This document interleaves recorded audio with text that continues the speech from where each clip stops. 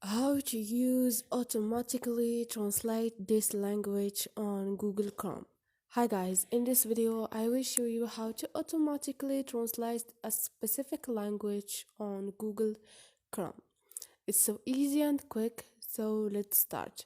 First thing, go to Google Chrome, click on those 3 points up there and click on setting. Scroll down and click on language.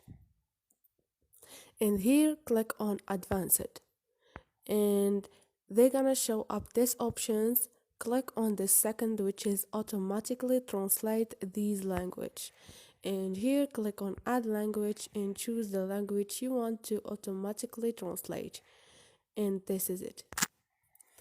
So this is it guys, hope this video was helpful to you, and if you liked the video or if it was helpful, don't forget to subscribe and like.